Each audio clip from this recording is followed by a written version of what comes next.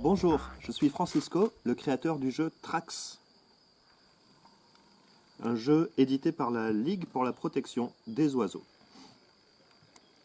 Dans ce jeu, nous allons tous être des pisteurs.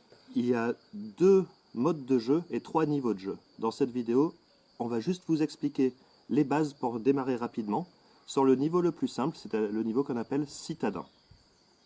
Donc pour jouer au niveau citadin, on va mettre de côté la carte dessus de la pile qui va nous donner le nombre de cartes à distribuer pour chaque joueur et puis un petit récapitulatif.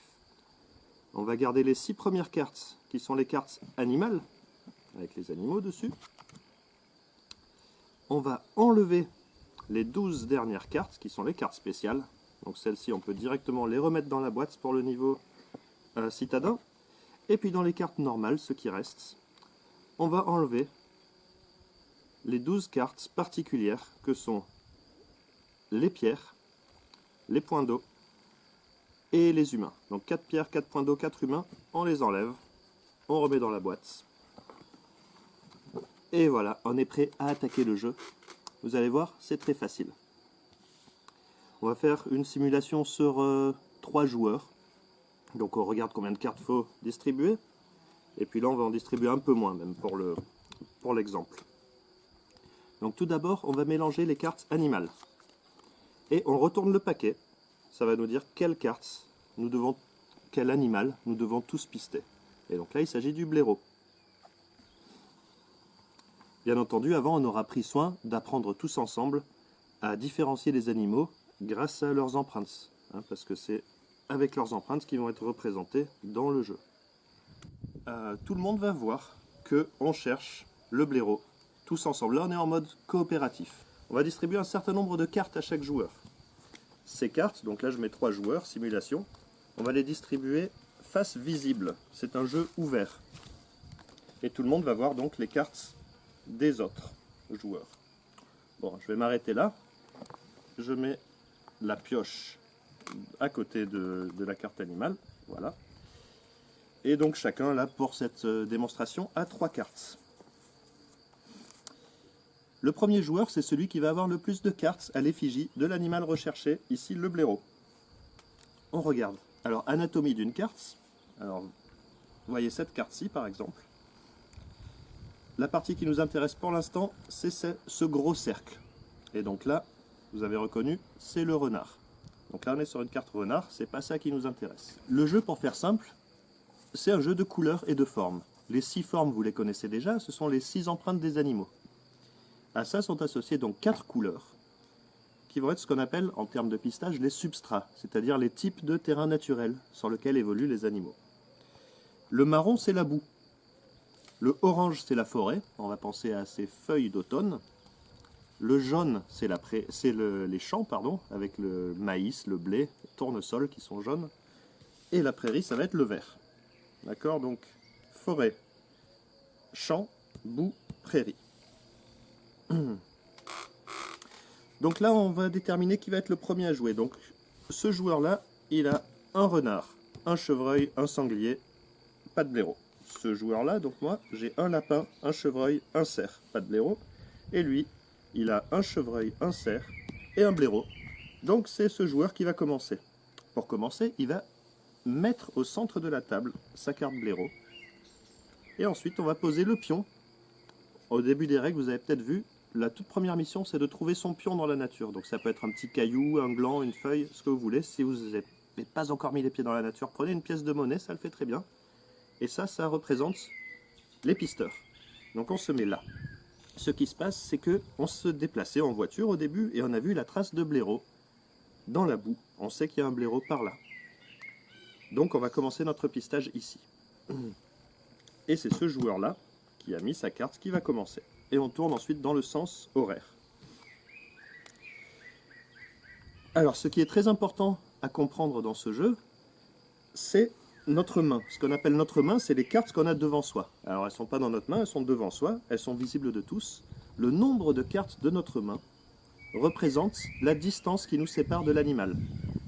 on le piste, on est derrière lui, et ce qu'on veut, c'est réduire cette distance jusqu'à l'apercevoir. Donc le jeu, en fait, on va jouer nos cartes au centre de la table sur la piste. Alors là, je fais n'importe quoi pour l'instant, je vous explique après. On joue tous nos cartes sur la piste à tour de rôle.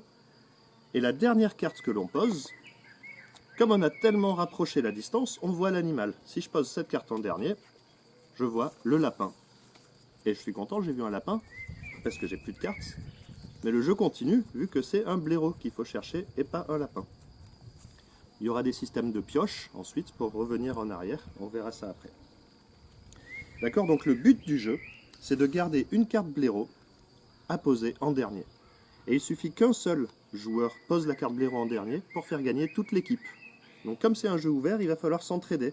Dire ah c'est lui qui a le blaireau, etc. On va faire comme ci, comme ça. Là pour l'instant plus personne n'a de blaireau vu que ce joueur a posé sa seule carte blaireau là. Mais ça va venir parce qu'on a une pioche. Ensuite, je vais continuer sur l'anatomie des cartes. Donc prenons celle-ci où on commence. On est dans la boue, une empreinte de blaireau. Et comme dans la vraie vie, quand on piste des animaux, on a toujours le choix de faire deux actions différentes. Soit on peut pister vraiment l'animal, c'est ce qu'on appelle le pistage actif. On va suivre sa trace qui va nous mener là où l'animal est allé. Donc on reste sur le même animal, même forme, et on va sur une couleur imposée, parce que l'animal, c'est lui qui l'a décidé, c'est pas nous. Donc dans ce cas, on est obligé de mettre la carte blaireau orange, vu que le blaireau est parti dans la forêt. Et c'est le seul moyen de le retrouver. Il existe une seule carte couleur et forme, donc blaireau orange, dans tout le paquet. Donc le pistage actif est assez compliqué, comme dans la vraie vie. Mais sinon, on a aussi le choix de faire ce qu'on appelle une lecture de paysage, c'est-à-dire rester dans la boue et prendre la piste d'un autre animal. Tous les autres animaux sont passés dans la boue, il suffit juste de prendre le temps, de observer bien et de trouver, par exemple, là vu que c'est à moi, par exemple la trace d'un chevreuil dans la boue. Donc je m'éloigne du blaireau, mais je vais gagner une connaissance du terrain, ce qui pourra par la suite me rapprocher du blaireau, ou nous rapprocher du blaireau, vu qu'on joue en équipe. Ok, donc faisons cette manipulation. Le premier joueur a mis son blaireau dans la boue. À moi de jouer. Je n'ai pas le blaireau orange, donc je ne peux pas faire le pistage actif. J'ai par contre une carte marron. Il se trouve que c'est un chevreuil. Donc je la mets. Et j'avance le pion sur la carte que j'ai jouée. Donc à chaque fois, on pose sa carte et on avance le pion sur la carte qu'on a jouée. Au joueur suivant, le joueur suivant, on ne peut aller en fait que de l'avant. Il a le choix d'aller dans la prairie, suivre activement la piste du chevreuil, ou de continuer de rester dans la boue, prendre la piste d'un autre animal. Alors il a un chevreuil dans la forêt, orange, donc c'est pas bon. Il faut que couleur et forme coïncident pour faire un pistage actif. Lui c'est un sanglier jaune, il compte pas là-dessus. Et là par contre il a un renard dans la boue, et il va pouvoir le jouer là. Et comme il joue sa carte, il se rapproche donc de l'animal, il réduit la distance, et il avance, il n'oublie pas d'avancer le pion sur la carte qu'il vient de jouer. Au premier joueur de jouer, donc lui il a deux cartes dans la prairie, un cerf et un chevreuil. Et là on voit, il n'a pas de carte marron, il a des cartes vertes mais il n'a pas le renard. Donc il ne peut pas jouer. Qu'est-ce qu'il va faire? Eh bien, il va être obligé de reculer d'une case. Et comme il recule d'une case, il perd du temps par rapport à l'animal. Et comme il perd du temps, du coup, il va devoir piocher une carte qu'il rajoute à sa main. Mais reculer, piocher, ne met pas fin au tour de jeu. Le tour de jeu s'arrête quand on joue. Et ce qui est intéressant, c'est que toute la piste qui va en avant est déjà défrichée. Donc il s'ouvre des possibilités. Il peut aller en avant aussi rapidement qu'il veut. C'est-à-dire que maintenant il a accès à ce chevreuil dans la prairie, à ce renard dans la prairie, et à cette trace de boue, n'importe quel animal, en un seul coup. Alors regardons, il a trois possibilités. Il a une nouvelle carte. Là, maintenant, il peut jouer son chevreuil dans la prairie, et il va le jouer ici. Comme il joue sa carte, il avance sur sa carte. Vous voyez que la piste est arborescente. On va pouvoir aller à gauche, à droite, à chaque intersection. À moi de jouer à nouveau. J'ai pas de vert. J'ai du jaune, mais je n'ai pas le chevreuil, vu que j'ai un cerf et un lapin. Donc je peux pas jouer. je suis obligé de reculer et de piocher une carte. Et c'est toujours à moi de jouer. Je peux aller, je vous rappelle, en avant de la piste aussi rapidement que je veux. Si je voulais aller au blaireau dans les bois, orange, il faudrait que je recule pioche à nouveau. Ce que je pourrais faire, mais c'est pas très judicieux. Par contre, j'ai accès à n'importe quel vert, chevreuil dans les champs, renard dans la prairie, ou n'importe quel marron. Et il se trouve que je viens de piocher une carte marron, un lapin dans la boue. Alors ce qui est intéressant quand on joue ensemble, c'est de regarder ce que le joueur suivant a, et de créer des stratégies de groupe. Alors là, il ne va pas avoir grand chose, mais voilà, moi ça me débarrasse d'une carte. Donc je vais la jouer là, et j'avance le pion sur la case que j'ai posée. Donc on peut avancer de plus d'une case. Tchac. Au joueur d'après, il n'a pas de marron, il n'a pas le bon jaune, donc il est obligé de reculer, piocher. Il n'a ni le bon jaune, ni de marron, ni de vert, donc il est encore obligé de reculer, piocher. Maintenant il s'ouvre ici, là, là, là ou là. Alors il réfléchit à nouveau. Le lapin jaune il n'a pas, du marron il n'a pas, le renard vert il n'a pas, le chevreuil jaune il n'a pas, mais du vert il vient de piocher un lapin vert. Alors il va pouvoir le jouer, son lapin vert ici. Et il voit en plus que le suivant a du vert, ça va pouvoir s'articuler bien. En avance, tac. Et on peut déplacer la piste. Et on va faire un peu plus vite. Le suivant, il pose sa carte ici, il avance. À moi, je peux faire un pistage actif là, vous voyez. Je peux poser mon cerf jaune sur le cerf jaune. Boum, et j'avance. Et là, il va se passer quelque chose qu'il faut aussi retenir, quelque chose de base dans le jeu. C'est que la piste, vous avez vu, elle est arborescente, mais elle est aussi vivante. Dans le sens qu'elle va évoluer avec le temps. En fait, des parties de piste vont disparaître. Comme dans la réalité, les traces sont éphémères, avec le vent, le soleil et la pluie, ça finit par disparaître. Et pour symboliser ça dans le jeu, on va prendre la branche la plus longue de cette arborescence, donc celle-ci, et on va compter en arrière. Une case, 2 cases, 3, 4, 5 cases. La 6e case part à la défausse. Et si elle a des embranchements qui étaient connectés, qui deviennent des embranchements morts, ces cartes aussi vont disparaître à la défausse. Donc ça symbolise la réalité du pistage et du côté éphémère des traces. Ça permet aussi de pouvoir articuler le jeu, la piste, sur la table comme il faut, de jouer sur une table de taille normale. Donc ça c'est vraiment quelque chose à ne pas oublier. Donc j'ai joué mon cerf jaune. Au suivant. Vous voyez, on n'a toujours pas de blaireau là. Donc on espère pouvoir piocher. Le suivant, il va mettre le sanglier jaune, il avance et il compte. Donc à partir de maintenant, à partir de la première fois où une carte a été enlevée de la piste, où on a dépassé les 5 cartes dans la branche la plus longue, on va faire ça à chaque fois. Le comptage 1, 2, 3, 4, 5. La 6e part à la défausse et tout cet embranchement n'est plus connecté, donc il part aussi à la défausse. Tchac. À lui, il va pouvoir mettre son renard. C'est sa dernière carte, donc il voit le renard. Et voilà, il est super content. Il voit le renard, mais c'est le blaireau qu'on cherche, donc il n'a pas gagné. Tchac. 1, 2, 3, 4, 5, 6 à la défausse, à pas oublier. Ça, on remet au centre. À moi, j'ai du jaune, je peux le mettre mon lapin jaune, je vois un lapin. Là, c'est la fête, on voit tous les animaux, mais pas les bons. 1, 2, 3, 4, 5, 6 à la défausse. Alors à ce joueur maintenant, il n'a que du orange. L'orange n'est pas demandé ici, il est obligé de reculer et piocher. Alors notez à ce moment-là du jeu un truc intéressant, c'est le petit côté pédagogique du jeu.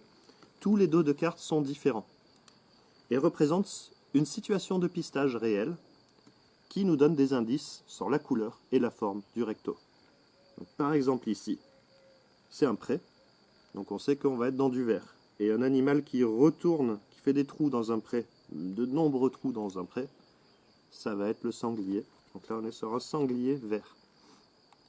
Donc à force de jouer, on va connaître la prochaine carte à venir et savoir si ça vaut le coup de reculer piocher, parce qu'on peut le faire même quand on n'est pas obligé de reculer piocher, si ça vaut le coup de reculer piocher ou pas. Donc là, lui, il était obligé, il a pioché ça. Il peut toujours pas jouer, il n'a pas de jaune, il n'a pas de lapin vert, il n'a pas de renard orange. Il est obligé de reculer piocher. Donc ici, on va être sur un sanglier dans la boue. Ça, vous allez l'apprendre petit à petit. Et du coup, quand vous ferez vos vraies balades, vous connaîtrez des nouveaux trucs de pistage. Et il recule ici. Ici, il peut poser son sanglier vert. Boum. On compte bien la branche la plus longue. 1, 2, 3, 4, 5. Il n'y a pas de problème. À lui, il n'a plus de cartes. Donc là, il n'a pas le choix. Il doit reculer, piocher pour piocher une carte. Et il a de la chance. Il a une carte blaireau. Ce qui va peut-être lui permettre de faire gagner le jeu à tout le monde.